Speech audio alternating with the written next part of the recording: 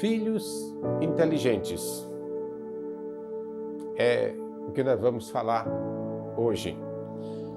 Mas olha, eu quero lembrar você de, se você ainda não for inscrito no nosso canal, inscreva-se e se alerte, viu?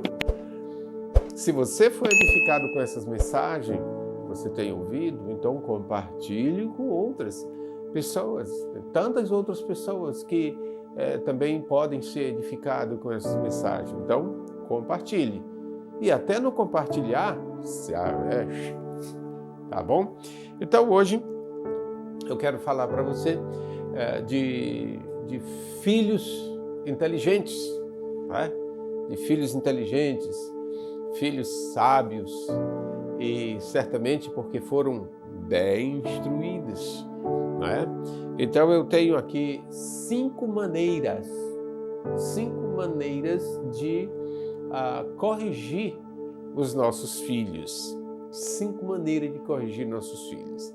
E dias passados até alguém estava me perguntando, e aquela mensagem que eu já ouvi do Senhor há algum tempo, né? Então, 5 maneiras de corrigir nossos filhos. Vamos começar por Deuteronômio, capítulo 6, versículo 7.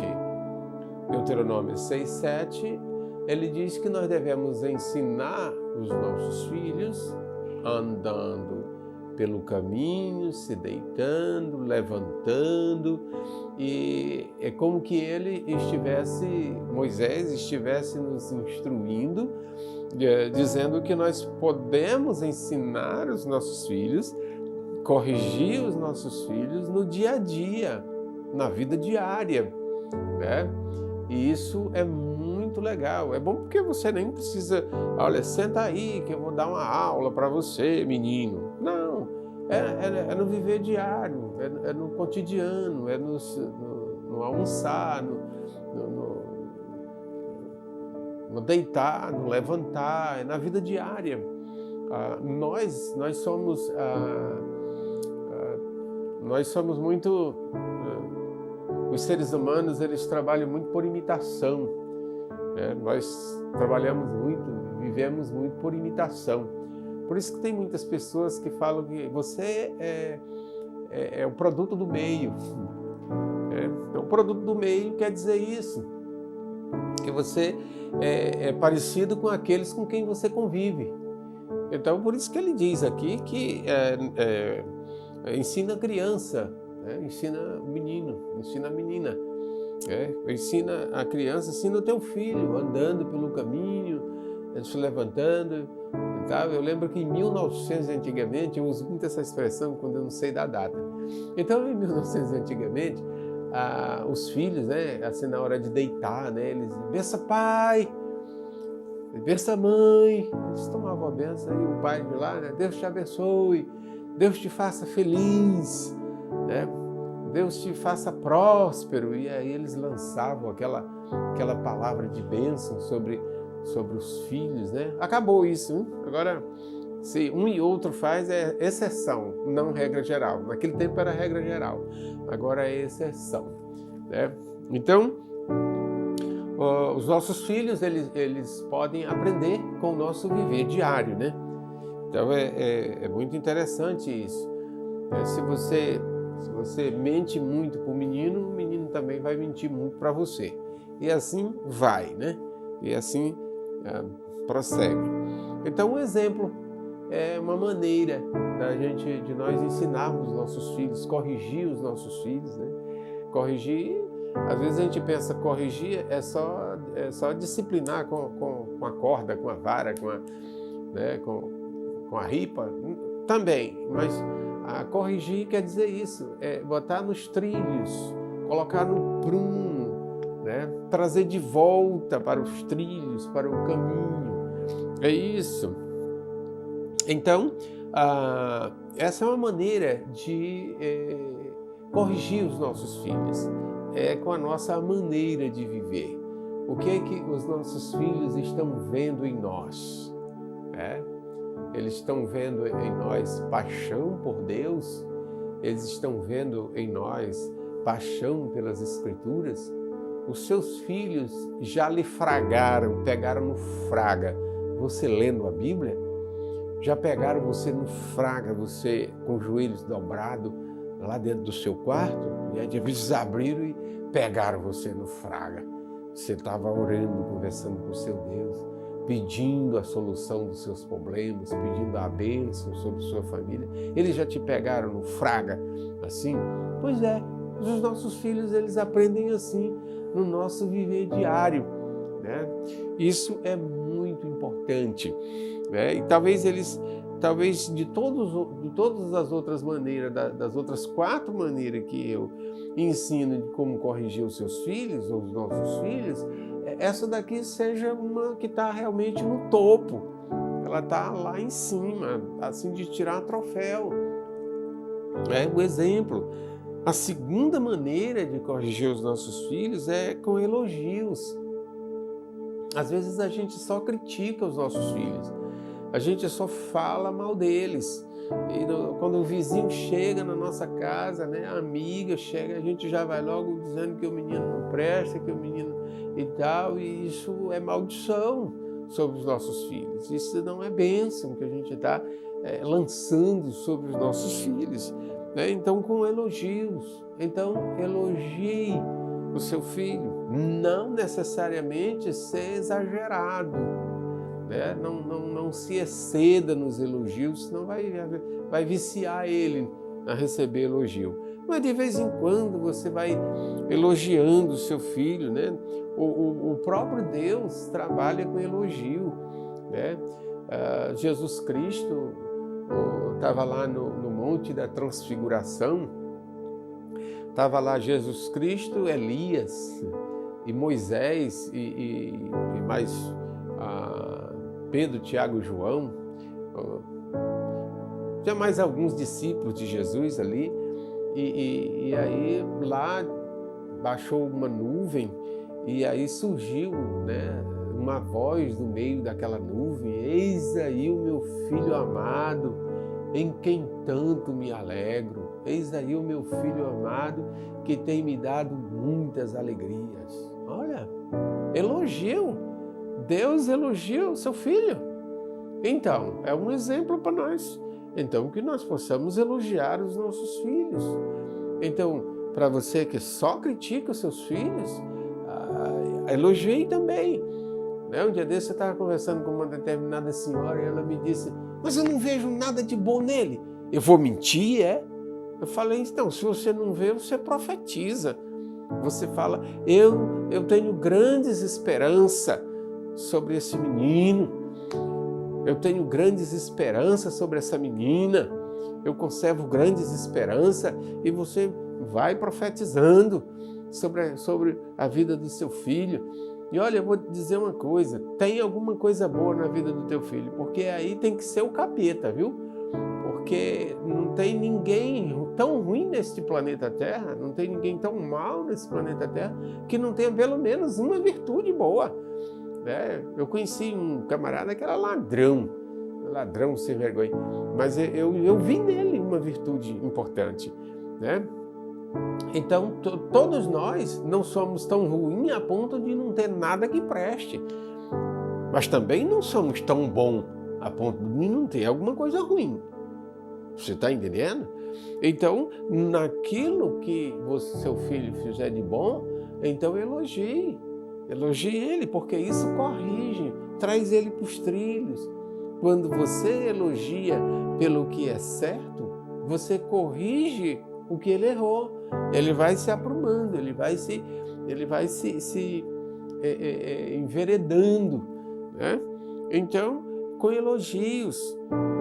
Jesus falou isso sobre o seu profeta João Batista, né? Ele disse: entre os nascidos de mulher, não teve nenhum como João, né? Isso é elogio, né? Então, como dentre os nascidos de mulher, não tem ninguém tão grande como João. Agora, no céu, o menor do céu ainda é maior do que ele, mas elogiou. estender um elogio. E tem tantos outros elogios aqui. Se você for fazer um estudo, você vai descobrir que tem muitos elogios de Deus para os seus filhos, né? Então, faça isso com os céus. Naquilo que você percebe que é uma virtude, então elogie o seu filho. É uma maneira de corrigir. Aproveite, não só critique, não, né? Você pode criticar? Pode, mas também não só criticar, né? Então, elogie o seu filho, que você vai ver que ele vai entrar nos eixos, ele vai se corrigir, vai se entrar nos trilhos.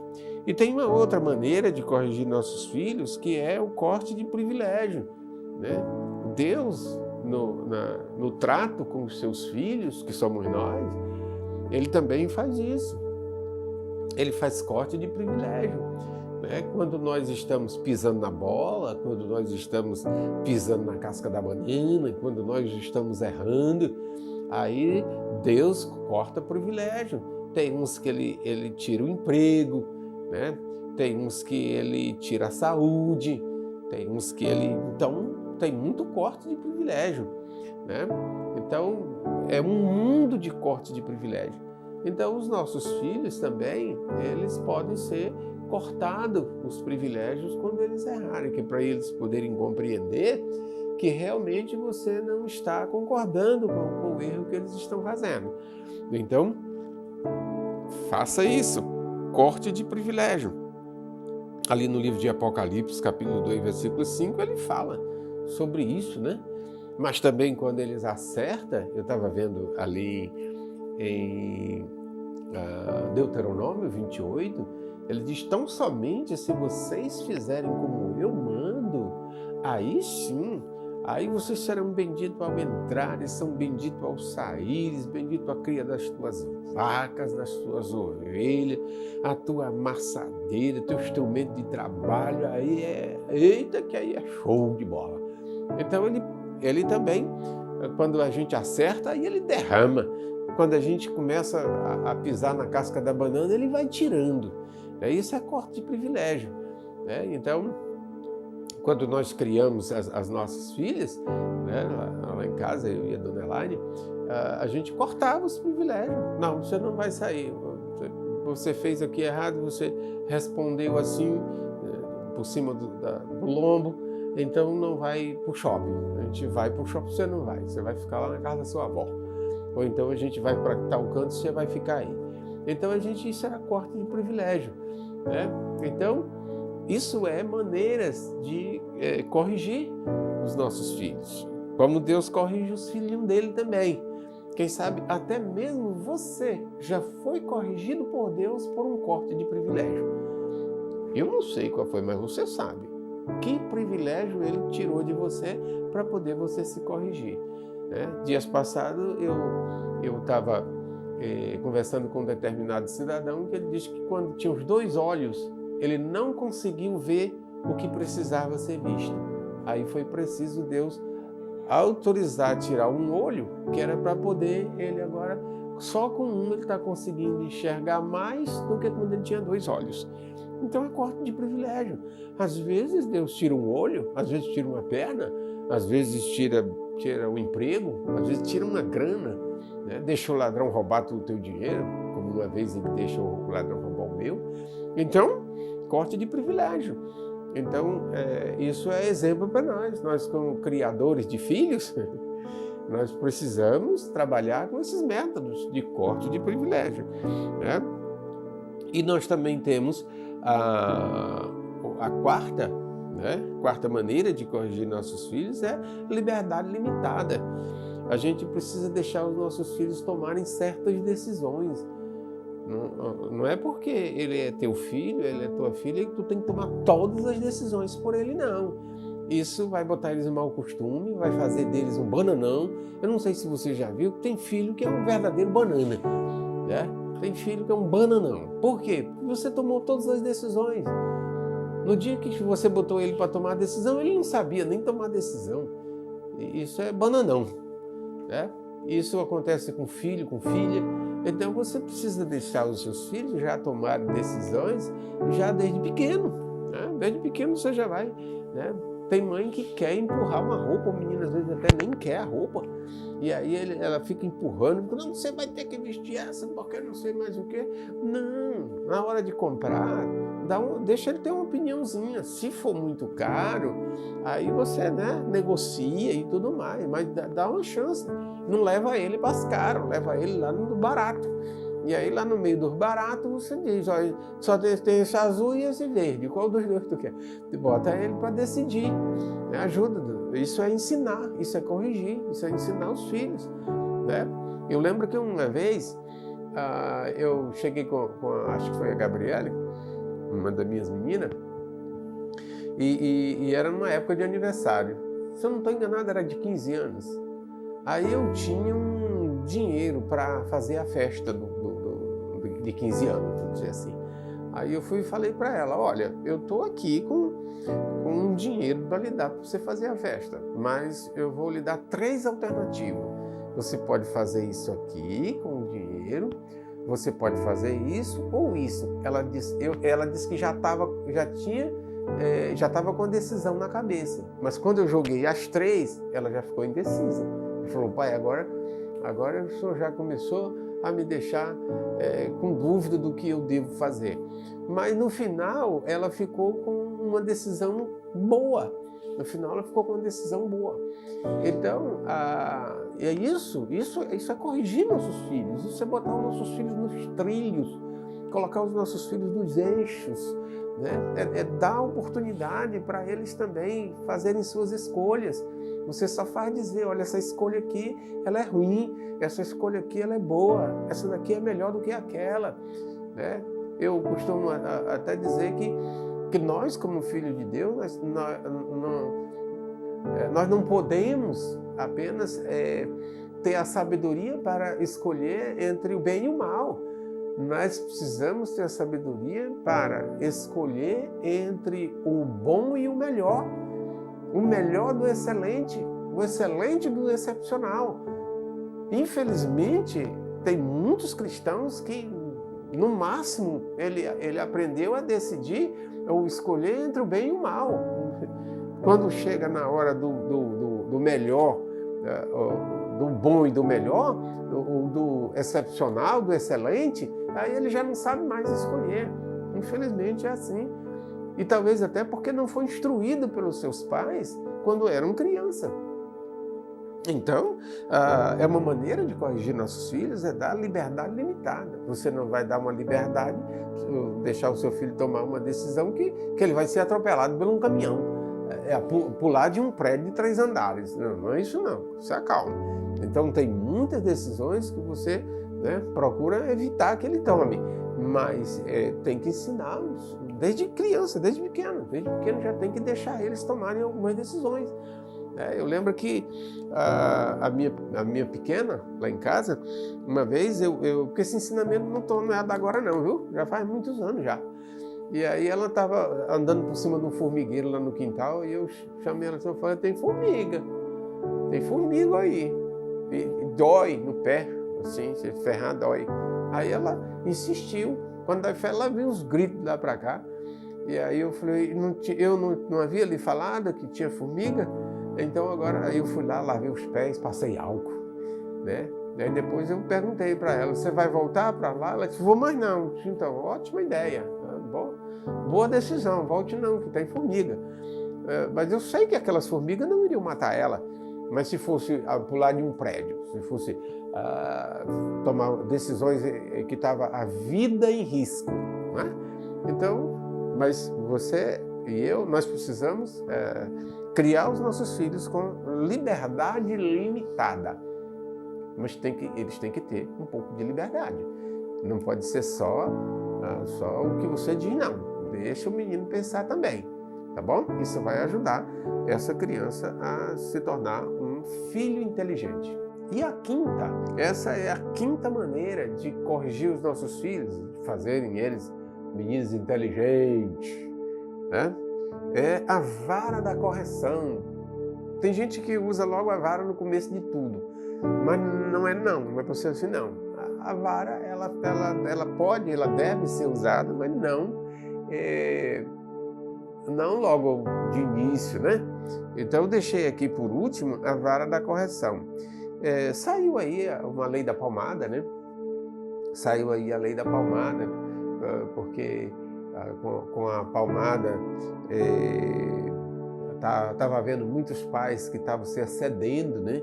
Em vez de fazer apenas uma correção, tentar corrigir, eles estavam espancando. Então Deus não trabalha com espancamento, né? Ele trabalha com a correção, é disciplina. Não tem nada a ver com espancamento. Inclusive tem um versículo que ele diz isso: corrija a criança, mas não te excedas, porque a pessoa ou o homem de grande ira tem de sofrer o dano.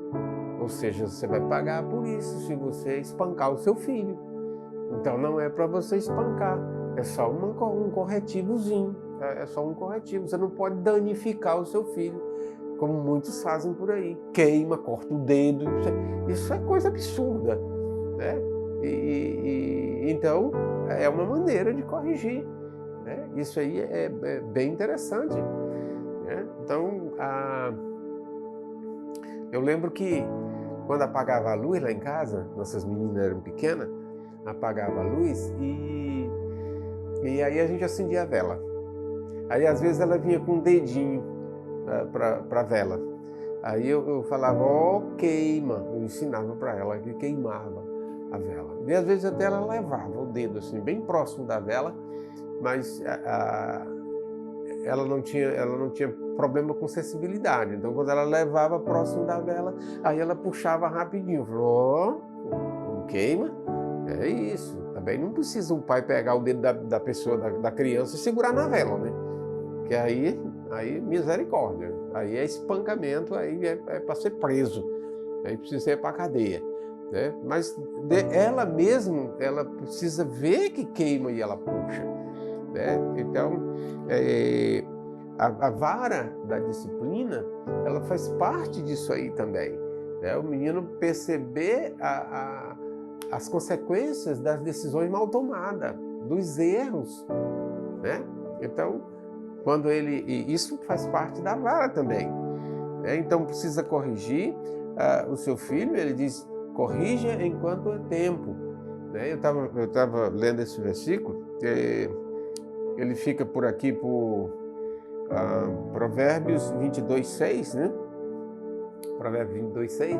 Então ele fala sobre correção e eu estava lembrando da planta. Planta, quando ela é novinha, você coloca uma vara que seja ereta, aí você enrola uma borracha e aí deixa, ela vai corrigindo. Aí, daí a pouco ela está bem ligeirinha, aquela planta.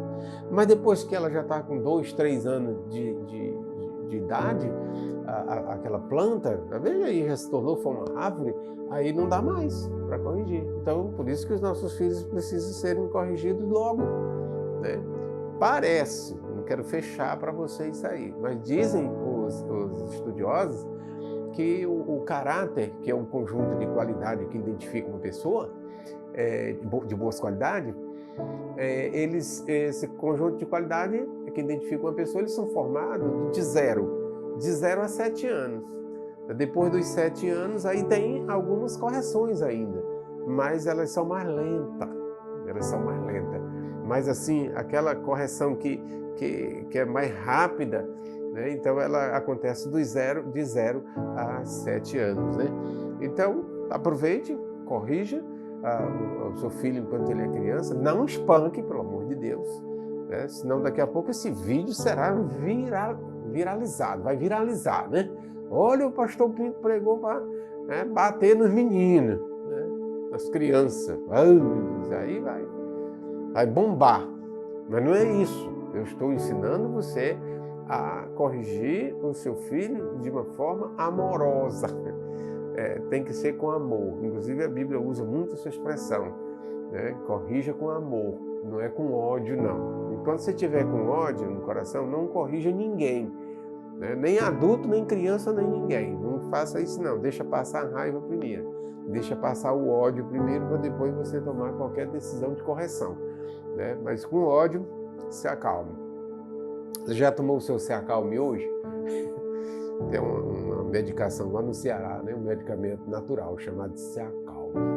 Então se acalme, né? Não espanque o menino, não. Mas a vara da disciplina é necessário nos nossos filhos. E nós precisamos deixar os nossos filhos bem encaminhados na vida e que eles sejam vitoriosos, que eles tenham uma vida vitoriosa. Qual é o legado que você quer deixar para os seus filhos?